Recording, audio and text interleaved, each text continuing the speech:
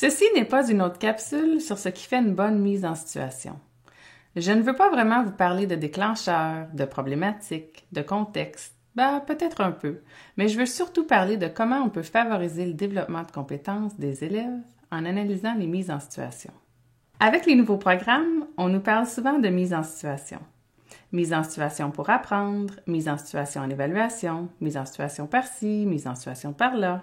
On fait bien, car après tout, oui, c'est en contexte qu'on exerce une compétence.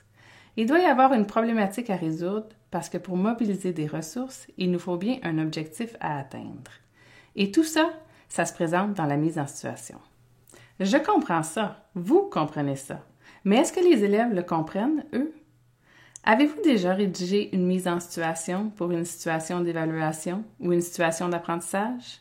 Mettre tant d'efforts pour formuler une bonne problématique, pour trouver un contexte plausible, pour se rendre compte que finalement, les élèves ne lisent rien de ça.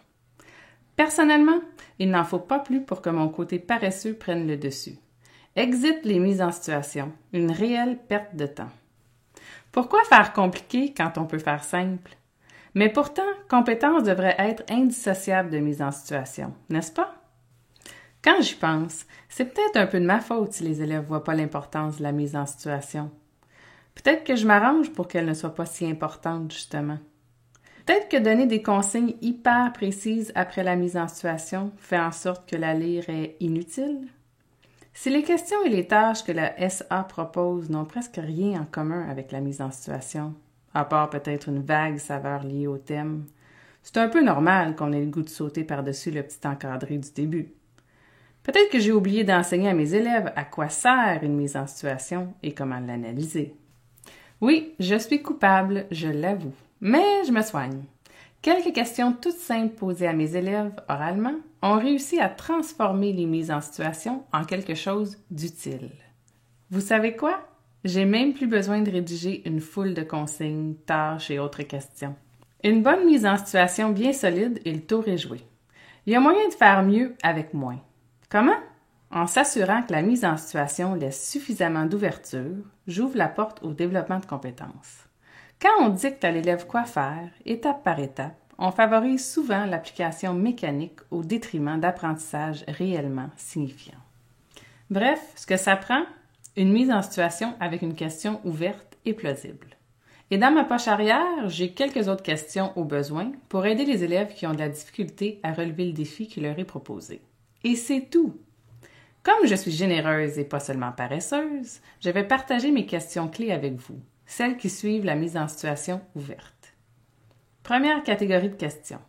Comment se mettre en marche?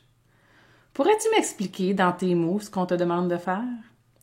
Pourrais-tu reformuler la question à laquelle on te demande de répondre? En posant ces questions, je m'assure que mes élèves ont bien compris. Et au besoin, on ajuste le tir. Deuxième catégorie de questions. Est-ce qu'on est toujours sur la bonne route? En posant les questions qui suivent, je m'épargne la rédaction de consignes, parce que, comme vous le savez, on n'apprend pas en suivant des consignes. Qu'est-ce que la mise en situation t'apprend sur ce que tu dois produire? Est-ce que ça va influencer ton style, ton ton, la forme de ta production? Si tu étais libre de choisir comment le faire, qu'est-ce que tu produirais pour traiter la situation? Comment imagines-tu le produit fini? Dernière catégorie de questions. Guider sans diriger. Je veux soutenir mes élèves à trouver leurs références, pas les déterminer à leur place. Alors je les aide à développer des stratégies de recherche plus efficientes. De quoi auras-tu besoin pour répondre à la question que l'on te pose? Connais-tu déjà quelque chose là-dessus? Où peux-tu trouver des informations? Trouve 3 mots ou expressions qui te font penser au sujet. Est-ce que ça t'aide à trouver des résultats? Des idées? Oui? Trouve-en 3 autres encore. J'ai un rôle important à jouer pour soutenir le développement de l'autonomie de mes élèves. Il est bien normal que certaines de mes questions aillent dans ce sens-là. Questions simples, oui, mais ça ne change pas qu'elles ont un effet presque magique. Mes élèves se les posent maintenant par eux-mêmes. J'ai plus besoin de rien dire. Assez merveilleux. Analyser la situation fait partie d'un traitement compétent de situation. C'est ce qu'on fait quand on a un problème à résoudre. Dans la vraie vie, ma compagnie d'assurance ne me donne pas une série de consignes qui servent à vérifier si j'ai bien compris la tâche.